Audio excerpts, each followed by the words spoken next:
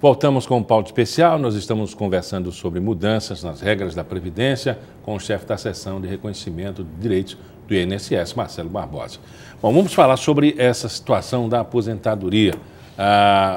Cresceu o cálculo tanto para homem quanto para mulher. O que está valendo hoje? Pois, João, nesse caso, a medida provisória 676, que foi agora, do dia 16 de junho de 2015, ela criou uma alternativa ao fator previdenciário. Então, nada mudou, na verdade. A aposentadoria por tempo de contribuição continua sendo para a mulher 30 anos de contribuição e para o homem 35, caindo 5 anos professor ou professora. Essa regra não mudou. O que é que mudou? Basicamente, se você somar o tempo de contribuição com a idade que a pessoa tem ao se aposentar, em sendo mulher, somar 85 pontos, e não 85 anos de idade, 85 pontos, não multiplica fator. E para o homem, se somar o tempo de contribuição com a idade, ou seja, ele já tem 35 de contribuição e tem 60 de idade, vai dar 95. 60 com 35, 95. Não vai multiplicar fator. Diferentemente da regra atual. A regra atual é não importa. Se você não tiver os 65 no caso do homem e 60 no caso da mulher, o fator multiplica. Não tinha uma alternativa. E com essa regra você tem, o que é uma vantagem para o trabalhador. Então, nesse caso, até porque as pessoas entendam em casa, não é desvantagem, sim uma grande vantagem. A Previdência vai pagar muito caro no futuro se essa regra continuar, porque você antecipa a aposentadoria dos trabalhadores. Não entendo que a gente é contra isso, em hipótese alguma, mas é a legislação. Eu falava no início que não é uma questão de ser justo ou injusto, é a lei. E a lei traz especificamente essa alternativa ao fator. Não é que mudou. O senhor que está me assistindo agora, a senhora que está me assistindo agora, vai poder se aposentar. Eu tenho 35 anos de contribuição e só tenho 50 de idade. Eu comecei aos 15. Quer dizer que eu vou ter que esperar somar 95 pontos? Em hipótese alguma. Ele pode se aposentar hoje. Porém, o fator vai ser antes da regra. Ele vai ter um decréscimo no valor. Porque quanto mais jovem, nesse caso, maior vai ser o valor desse fator previdenciário. Dá para você lançar para a gente uma perspectiva de cálculo sobre o fator previdenciário? Pois não, claro. Em redução de 5 anos, por exemplo. Vamos calcular 30 mais... que dê 80 pontos para a mulher, que dê 90 pontos para o homem. Nesse caso, se não tiver o mínimo para o tempo de contribuição, esqueça a regra do fator. Essa mudança de fator de pontos, certo. Não tem como. Vamos lá, com 30 e 35 perfeito, a premissa é essa, 30 de contribuição e 35 no caso do homem, caindo 5 anos, professor ou professora. Então, esse é a primeira coisa que tem que ter. Então, o homem completou 35 de contribuição.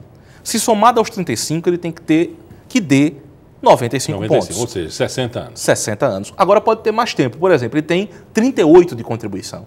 Aí ele vai diminuir, vai ter 58 de idade. Então, no mínimo 35, o que ele tiver a mais vai diminuir na idade. Então, é vantagem para quem começou mais cedo. É por isso que eu estou explicando que é vantagem para o trabalhador que começou mais cedo. Se ele tiver 40 anos de trabalho... Basta que ele tenha 55 de idade, né? Porque daria 95.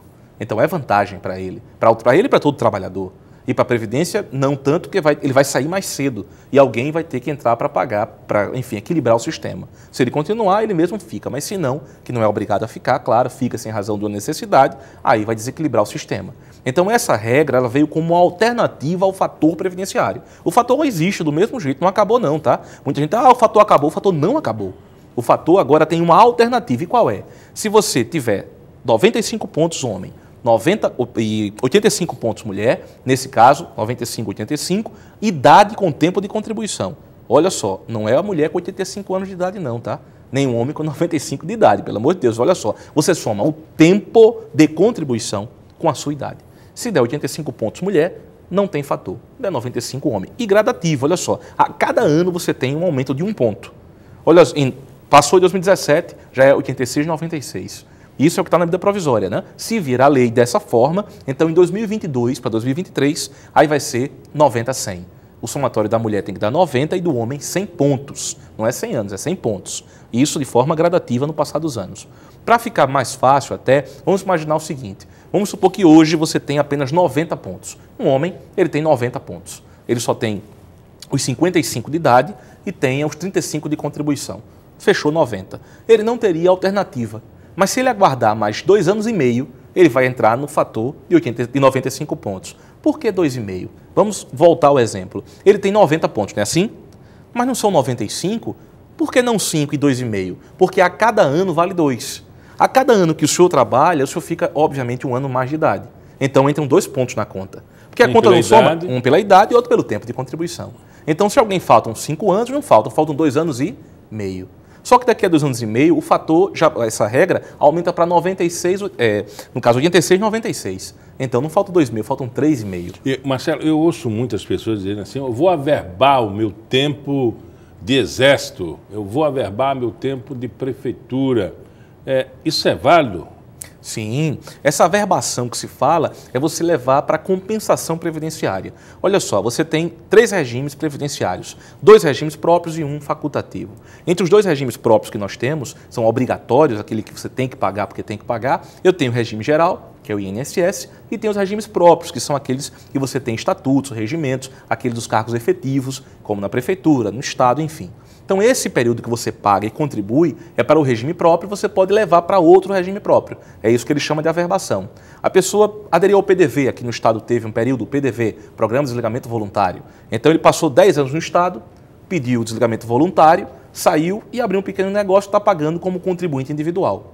Esses 10 anos, ele vai levar uma certidão de tempo de contribuição no estado e leva isso para o nosso regime INSS. Ele já entra com 10 anos. Então, para ele, só faltam 25. Porque 25 com mais 10, 35, ele pode se aposentar. No caso da mulher, só precisavam de mais 20, né? 10 com mais 20. Então, essa averbação... o cálculo financeiro tudo, ou o tempo de serviço? Tudo, ele leva tudo. Tanto é que nessa certidão vem um número de dias e também, obviamente, vai haver uma compensação. Então, como vai ser o regime geral que vai aposentá-lo? É como, imaginemos uma carta de crédito. Você leva essa carta de crédito de um para o outro. Tanto faz. E da mesma forma, alguém que esteja como individual, fez um concurso, passou no concurso, aí ele pode levar esse tempo do CI, no caso de individual, do INSS, averbar isso também como um tempo público, porque existe uma compensação previdenciária. O que foi pago para você se aposentar em um regime, você pode usufruir no outro, e eles se compensam entre si. É bem possível. Esse regime da aposentadoria compulsória que a gente ouve tanto falar, para o INSS, ele é válido também? Não, nesse caso, a compulsória só é obrigatória dos regimes próprios. Então, olha só, aumentou inclusive agora para 75 anos, para todos os servidores. Isso é uma lei recente, era antes para os tribunais. A lei da Bengala, não? Era a PEC da Bengala, que foi conhecida PEC da Bengala, passou já para os tribunais superiores e também para todos os servidores federais. Então, já pode... Claro que... Assim, federais. Só os federais, na verdade. Para quem quiser essa PEC nos estados, tem que haver uma lei específica, tem que, vamos colocar assim, um adendo à lei que já existe para também valer para todo mundo. Então, é importante salientar que não é obrigatório. O nome compulsório quer dizer na marra, né? Ou seja, você vai ser jubilado, separado mesmo, sair porque tem que sair. Então, essa jubilação, na verdade, é uma punição até, de certo modo, porque você não vai ficar. Claro que é exceção, né? Tirando os tribunais superiores, com devido respeito, quem mais poderia ficar até 75 anos trabalhando? Até por uma questão de você não ter nem... O próprio IBGE hoje, ele traz a nossa expectativa de sobrevida, está na tábua do IBGE, que vale até dezembro desse ano, 74,9, não chega nem aos 75. Então, teoricamente, não se vive hoje no Brasil até 75. A média geral para homem e mulher são 74,9 anos. Então, até aí você tem uma incongruência, né, de certo modo. Devia ser o máximo que o IBGE permitisse e ia subindo a cada ano. E não gera confusão, no entanto, a previdência privada, né, que é uma coisa totalmente separada. Como eu falei há pouco, são 3 regimes, 2 obrigatórios e 1 facultativo, que é justamente a complementar. De repente, e de fato, olha só, é bem interessante o tema, porque foi criado um teto previdenciário para o regime geral INSS. Então, mesmo que o senhor ganhe aí R$10.000, só vai contribuir sobre 4.663,75. 4.663,75. Esse é o teto atual da Previdência. Todo ano sobe. Esse é o de agora em 2015. Então, uma pessoa que ganha 10 mil só contribui sobre 4.663,75. Então, por essa razão foi criado o teto, só foi permitido esse teto porque existe a Previdência Complementar. Na complementar, esse que ganha 10 mil, ele pode pagar em uma instituição financeira que ofereça esse serviço para completar o que falta para 10 mil. Então ele vai pagar mensalmente um valor, essa tem a fiscalização do governo federal, a Previc, que é uma instituição federal, uma autarquia pública federal, que tem o controle dessas previdências complementares. Então a Previc, que é ligada ao Ministério da Previdência, faz a gestão, a fiscalização dessas previdências complementares. Para não ficar solto, claro, tinha que ter alguém que ia fiscalizar. O cidadão tem várias receitas, né? Ele trabalha em diversos lugares, né? Aí você falou do teto. previdenciário. Ele pode alcançar o teto previdenciário somando as fontes de receita? Sim, desde que sejam do mesmo regime. Ele trabalha, por exemplo, em todos do regime geral, carteira assinada CLT. De manhã trabalha num lugar, à tarde trabalha em outro. De manhã ele ganha 3 mil e à tarde ganha mais 2, forma 5. Então, somando dá mais. Inclusive, ele pode avisar a essa empresa em que ele está pagando já 3 mil em uma e só vai pagar 1.663 na outra, para não pagar mais. Porque, na verdade, esse recolhimento ele é limitado também a esse valor, 4.663,75. E agora eu ganho 3 mil em uma e 3 em outra, 6 mil. Eu contribuo 3 mil em uma empresa e 3 mil na outra. É só avisar uma das empresas que você paga 3 para pagar apenas o que falta para o teto na outra. Então você vai ter esse ganho, porque não pode contribuir com mais. Mas eu já fiz isso, eu não sabia. Os últimos 5 anos você pode ter ressarcimento. Você vai na Receita Federal, www.receita.fazenda.gov.br ou pelo Receita Fone 148, você pode ligar, 146, perdão, você pode ligar no Receita Fone e agendar para que você tenha esse ressarcimento. Então, às vezes a pessoa nem sabe dessa informação. Eu estou pagando a mais, mas eu posso receber de volta aquilo que eu paguei e não vai servir, teoricamente, para nada. E não vai prejudicar na aposentadoria? Não, em hipótese alguma, porque você já está pagando naquele limite que é o máximo que você pode receber de volta. Então, é bem importante essa informação. É no site não é da Previdência, tá? Olha, toda vez que você falar em dinheiro, Receita. De 2007 para cá, até 2007 eu tinha Receita Previdenciária e Receita Federal. Em 2007 houve uma fusão. E hoje é Receita Federal do Brasil. Falou em qualquer situação ligada a dinheiro, é Receita Federal. A Previdência, na verdade, concede e mantém os benefícios. Conversamos com Marcelo Barbosa Lima, chefe da seção de reconhecimento de direitos do INSS. Muito obrigado pela entrevista.